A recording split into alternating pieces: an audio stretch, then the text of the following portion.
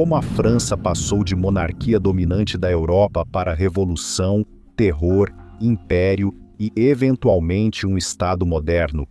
Por que um reino que parecia tão poderoso entrou em colapso de forma tão violenta? E como uma revolução contra o governo absoluto acabou abrindo caminho para Napoleão, quando o descontentamento crescente no final dos anos 1700 irrompeu em revolução, a nação francesa foi lançada em um banho de sangue, colapso político e uma disputa por quem a governaria.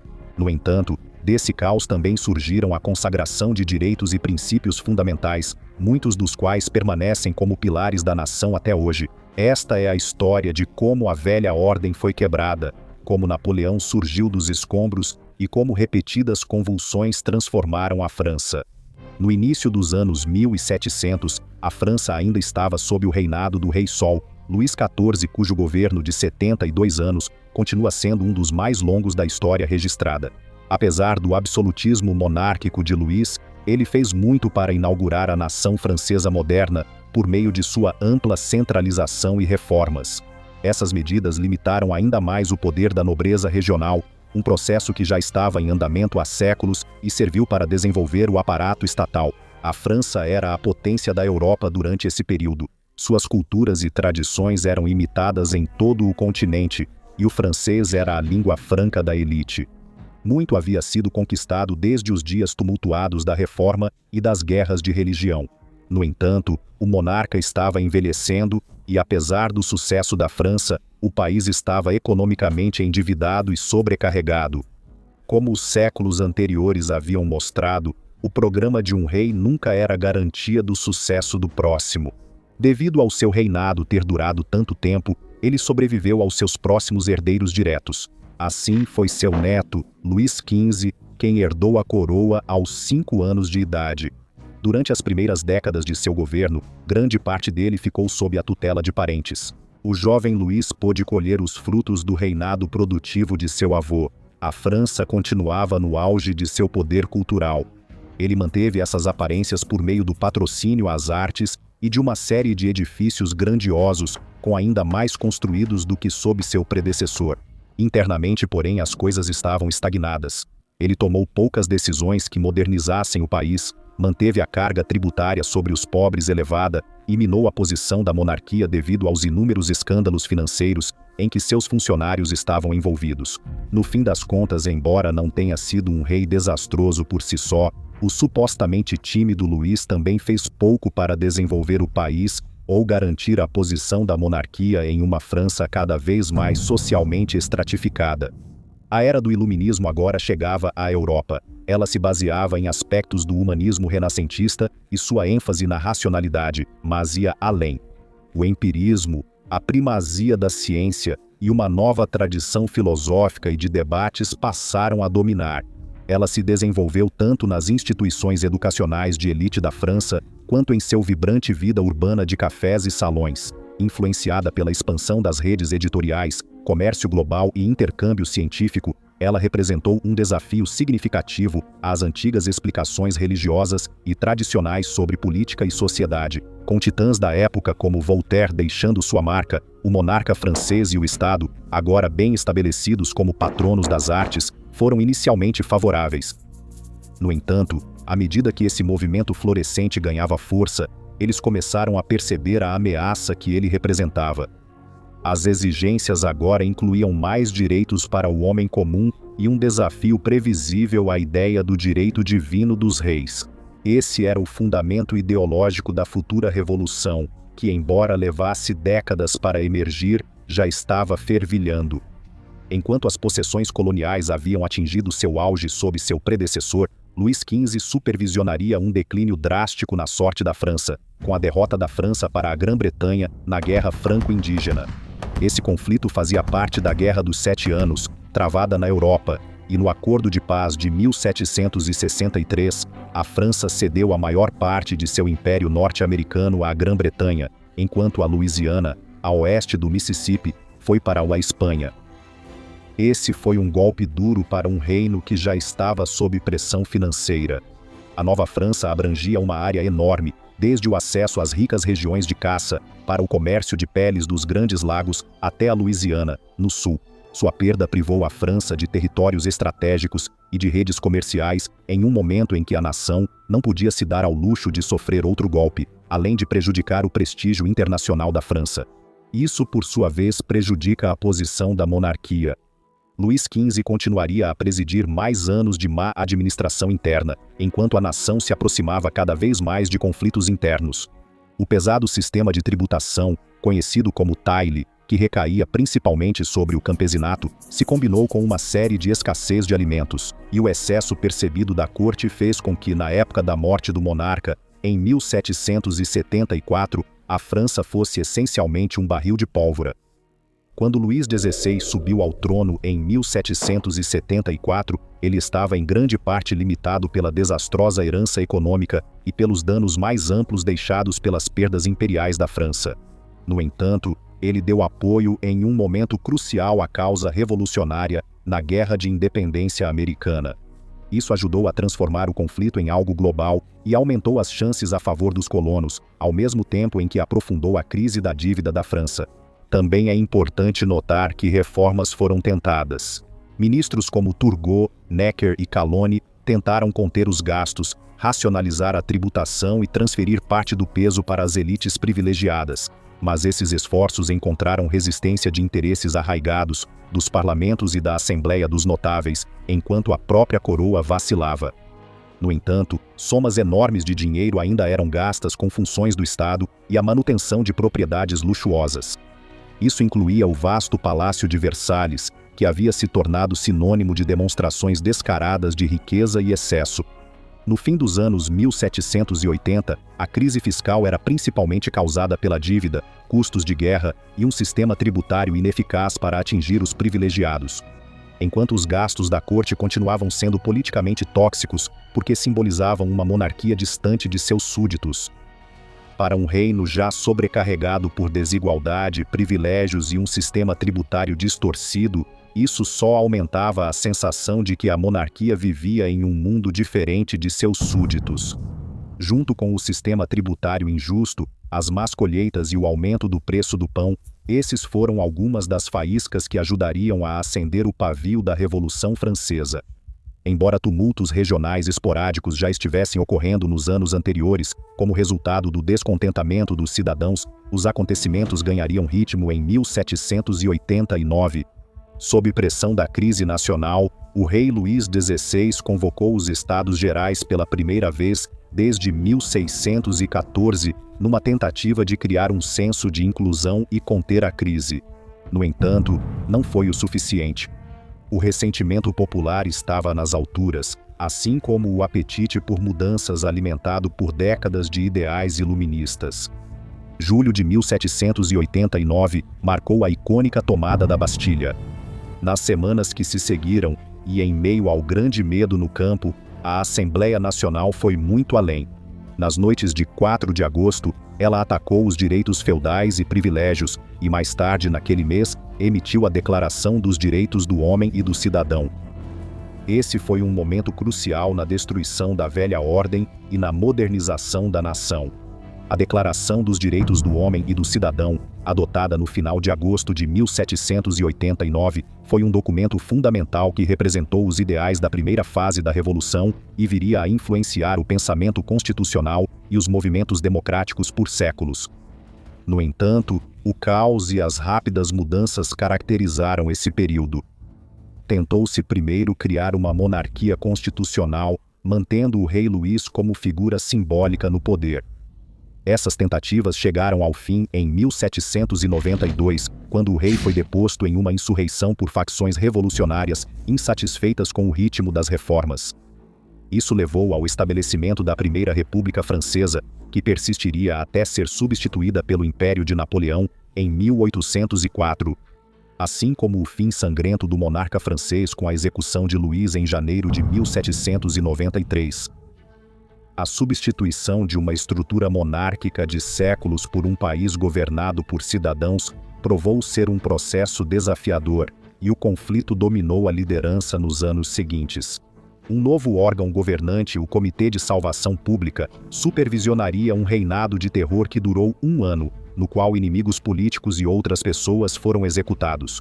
Cerca de 17 mil pessoas foram oficialmente executadas, com milhares de outras morrendo na prisão ou sem julgamento formal. Isso acabou dando lugar ao Diretório, um governo mais coletivo, que persistiu por mais 4 anos.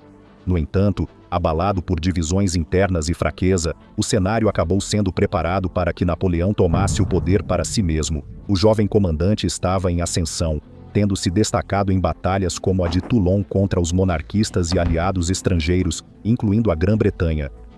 Ele também ajudou de forma notável a reprimir uma insurreição monarquista em Paris. Aqui na Place do Carrousel, ele posicionou canhões carregados com metralha para dizimar a primeira linha dos monarquistas que avançavam, garantindo assim a vitória e seu prestígio crescente na nação. Sempre oportunista e vendo a nação dilacerada por essas divisões, Napoleão fez sua jogada. No golpe de novembro de 1799, Napoleão tomou o poder e estabeleceu o consulado. Esse conselho, com Napoleão como primeiro cônsul à frente, governaria a França por quase 5 anos, antes de ele se tornar cônsul vitalício e depois se coroar imperador em 1804. Mesmo nos anos anteriores, Napoleão vinha se tornando cada vez mais autoritário, e parecia claro que muitas das ideias da Revolução estavam sendo perdidas para esse novo imperador autoproclamado. Pode-se argumentar que a guerra quase constante travada pelos vizinhos da França, hostis à Revolução e a essa nova ameaça antimonarquista, criou as condições para o surgimento de Napoleão. A pressão militar externa gerou a necessidade de um líder militar forte, algo com o qual o modelo de governo civil, ainda em sua fase inicial, não conseguia competir. Apesar de Napoleão ter pisoteado muitos dos ideais da Revolução em seu caminho até se tornar imperador, ele ainda realizou muitas reformas.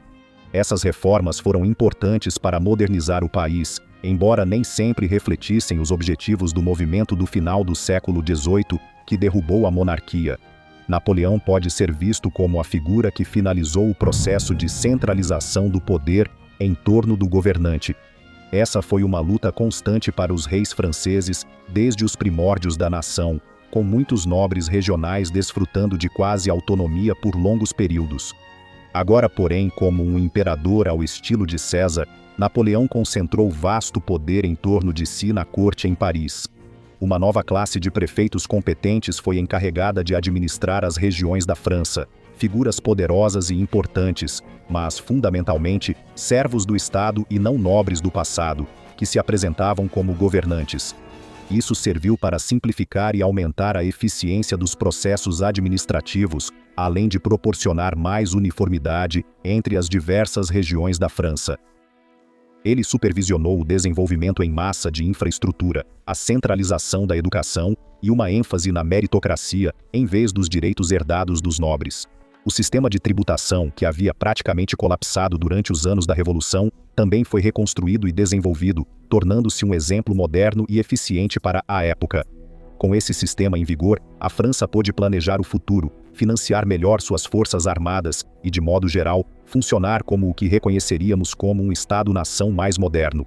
Na área da religião, o afastamento radical promovido pelo início da Revolução foi abandonado, e as relações foram normalizadas com a Igreja Católica através do Concordato de 1801. Isso ajudou a restabelecer as relações com o papado, trouxe o culto católico de volta para um contexto público reconhecido e reduziu uma das principais fontes de instabilidade. Porém, em termos que mantinham o Estado firmemente no controle das nomeações e de grande parte da vida da Igreja.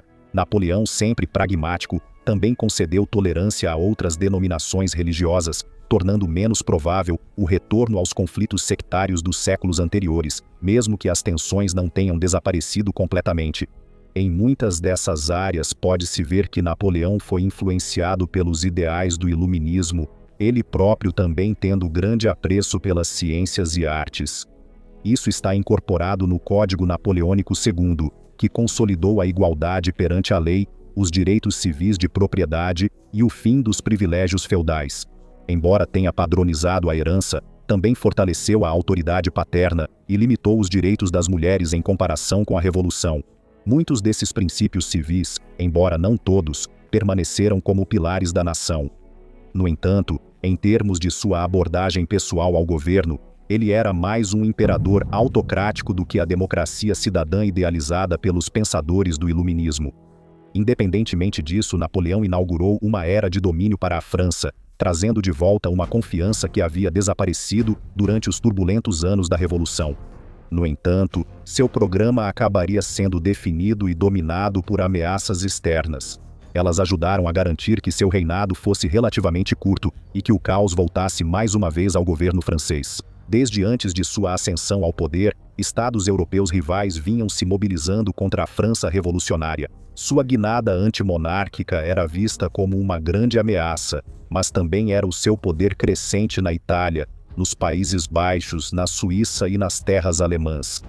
Napoleão se envolveu nessas lutas como um jovem líder militar, primeiro em Toulon e depois durante sua campanha na Itália, de 1796 a 1797, que consolidou sua reputação como um líder militar realmente capaz. As guerras da Segunda Coalizão, então, ocorreram de 1798 a 1802, colocando a França contra uma aliança mutável que incluía a Grã-Bretanha, a Rússia, o Império Otomano, a Áustria e vários estados italianos. O objetivo básico da coalizão era reverter os ganhos franceses e conter o Estado revolucionário antes que seu modelo político e seus exércitos se espalhassem ainda mais. Em 1800, Napoleão atravessou os Alpes, avançou para o norte da Itália e, em Marengo, transformou o que quase foi um dia desastroso em uma vitória apertada que garantiu a Lombardia e fortaleceu sua autoridade política em Paris. Por um momento, a paz parecia possível. A paz de Amiens, em 1802, interrompeu os combates, mas nem a Grã-Bretanha nem Napoleão confiavam que o acordo duraria. Quando a guerra recomeçou em 1803, o conflito entrou na fase que hoje é geralmente chamada de Guerras Napoleônicas. A Terceira Coalizão se formou em torno da Grã-Bretanha, Rússia e Áustria, sendo posteriormente reforçada pela Suécia, com objetivos tanto concretos quanto ideológicos.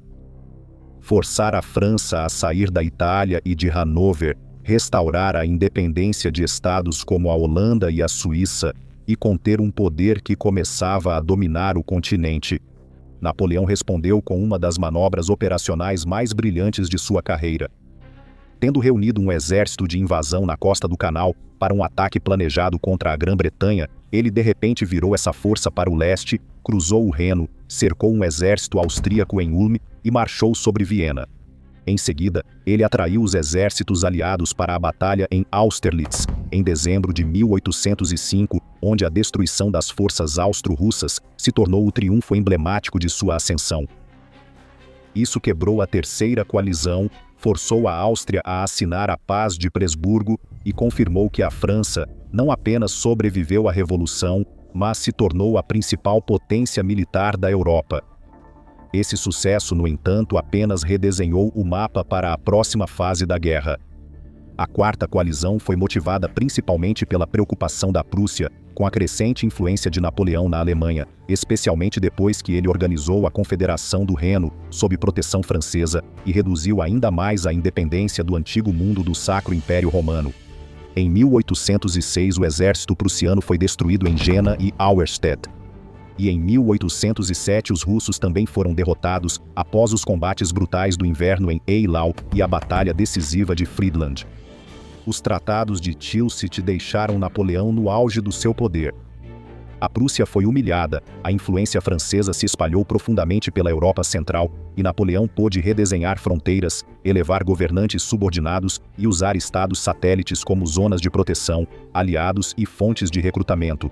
No entanto, as mesmas vitórias criaram novos fardos. Para derrotar a Grã-Bretanha, que ele não conseguiu superar no mar após Trafalgar, Napoleão recorreu à guerra econômica através do sistema continental, um bloqueio destinado a prejudicar o comércio britânico, fechando os mercados europeus ao comércio britânico. No papel, isso era um grande substituto estratégico para a inferioridade naval. Na prática, era difícil de impor, prejudicial para muitas economias costeiras e profundamente rejeitado tanto por aliados quanto pelos povos submetidos. A recusa de Portugal em cumprir ajudou a atrair as forças francesas para a Península Ibérica em 1807, enquanto a intervenção de Napoleão na crise dos Bourbons espanhóis, em 1808, incendiou a Guerra Peninsular. Os exércitos franceses venceram a batalha e ocuparam cidades, mas não conseguiram pacificar totalmente o interior, nem impedir que a resistência britânica, espanhola e portuguesa retornasse repetidas vezes. Ataques de guerrilha, cercos, longas linhas de suprimento e o exército crescente de Wellington transformaram a península em um constante desgaste de homens, dinheiro e atenção. A Áustria tentou mais uma vez na Quinta Coalizão em 1809, esperando que a distração francesa na Espanha criasse uma oportunidade. Embora Napoleão tenha se recuperado do choque de Aspern-Essling e vencido a sangrenta Batalha de Wagram, forçando a Áustria ao Tratado de Chambran, até mesmo essa vitória mostrou uma mudança. Ele ainda era formidável, mas já não era irresistível com a mesma facilidade. Durante todo o tempo, Napoleão demonstrou sua grande habilidade como comandante e estadista, conquistando vitórias impressionantes em várias frentes e terrenos. Ele se destacou em concentrar a artilharia e movê-la rapidamente no campo de batalha. Mas sua maior vantagem militar ia além disso.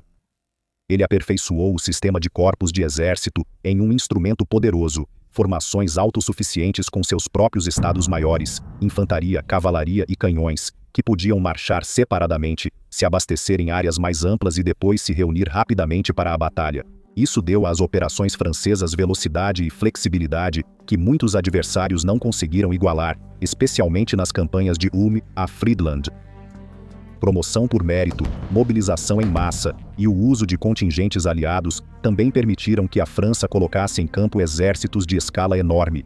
No plano interno, essas conquistas militares foram acompanhadas por realizações institucionais duradouras.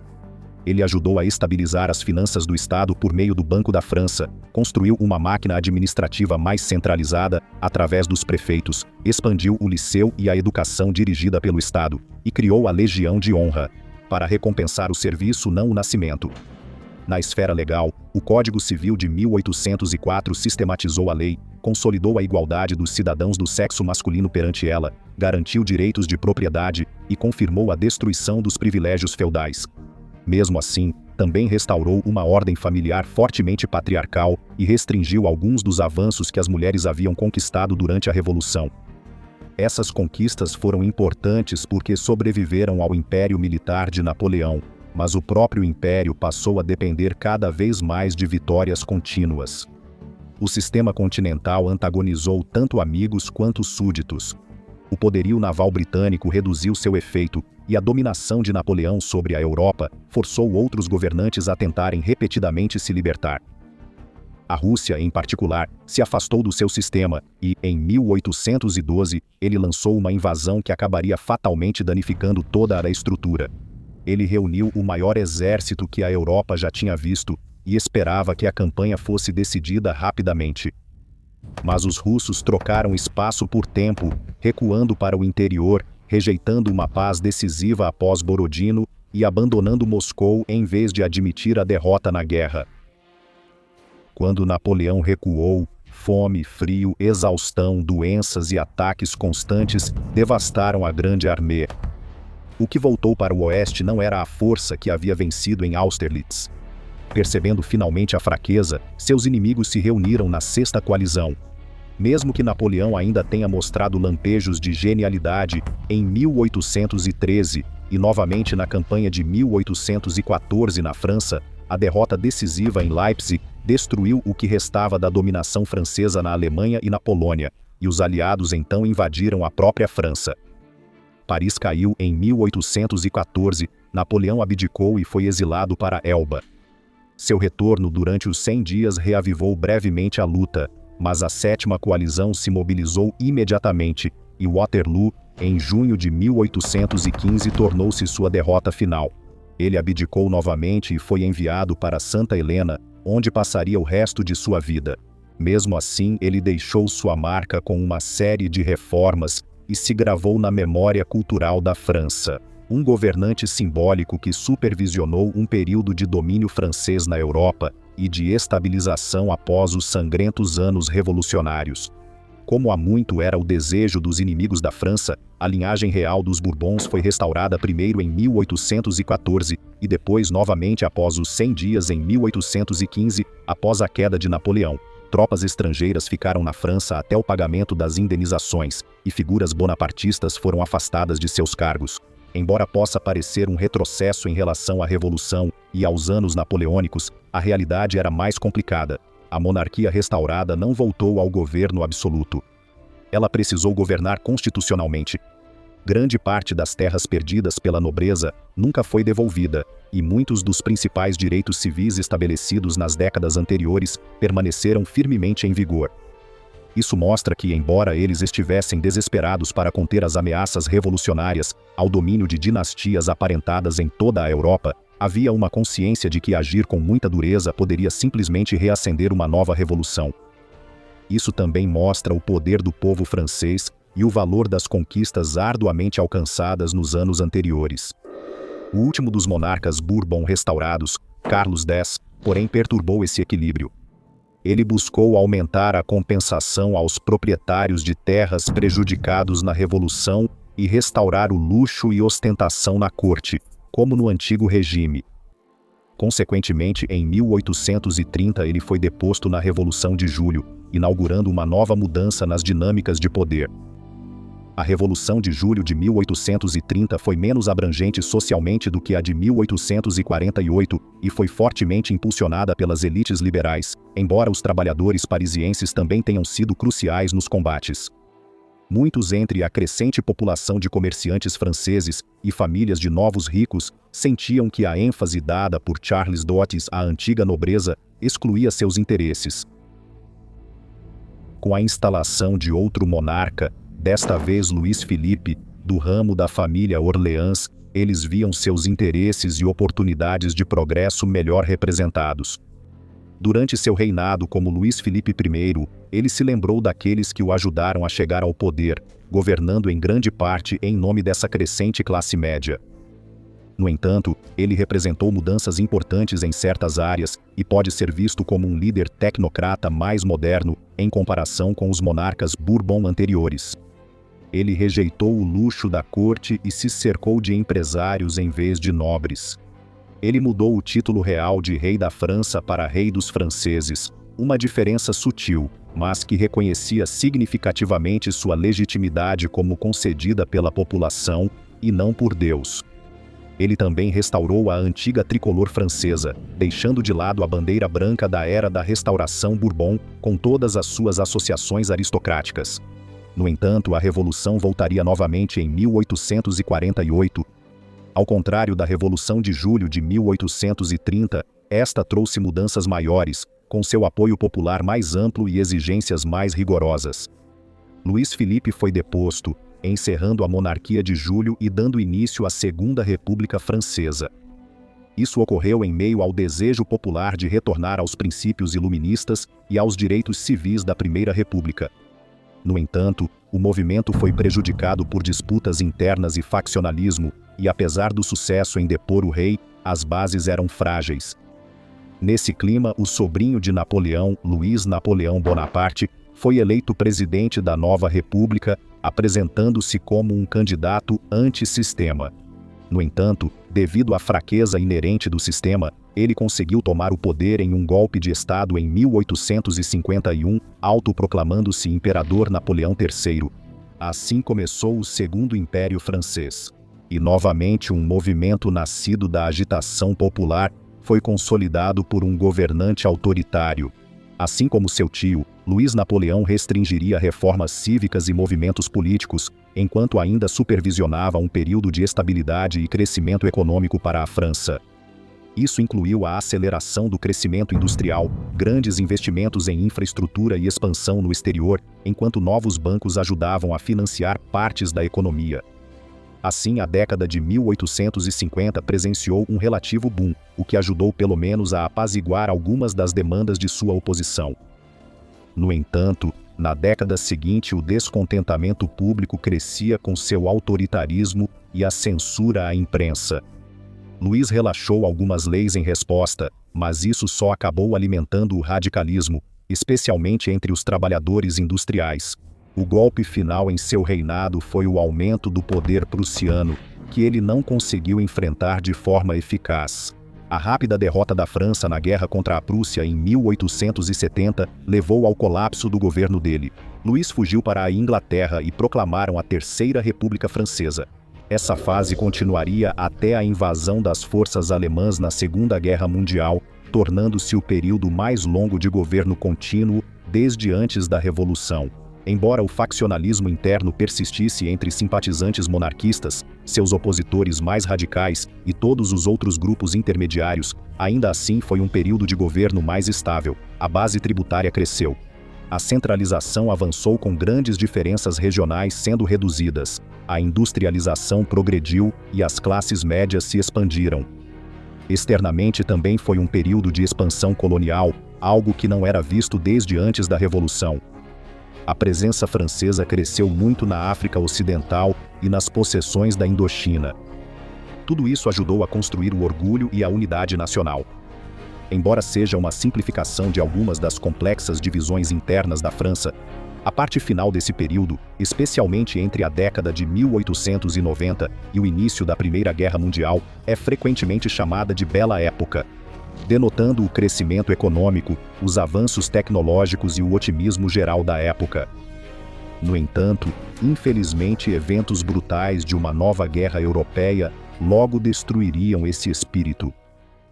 O período vibrante da França dos séculos XVIII e XIX foi repleto de eventos significativos para a nação. Desde os últimos dias de um opulento antigo regime, passando pela sangrenta Revolução e as mudanças radicais que ela trouxe. Esses anos derrubaram antigas estruturas e forçaram a França a redefinir quem detinha o poder e com base em quê. Isso incluiria a consagração em lei de alguns princípios cívicos fundamentais e ideais iluministas, além de criar as condições para a ascensão de Napoleão e décadas de novos conflitos europeus. Então, como a França se tornou moderna? Não por meio de uma revolução única e simples, mas através de ciclos repetidos de revolução, terror, império, restauração e república. Foram séculos de grande agitação que acabaram dando lugar a uma França verdadeiramente moderna. No próximo episódio vamos explorar como a França evoluiu do final do século XIX até os dias atuais. Os mapas em nossos vídeos, aqueles são as versões simplificadas. Para nossa loja usamos a mesma pesquisa e vamos além. Traços mais finos, resolução mais alta, textura extra, detalhes geográficos que se perderiam em um vídeo.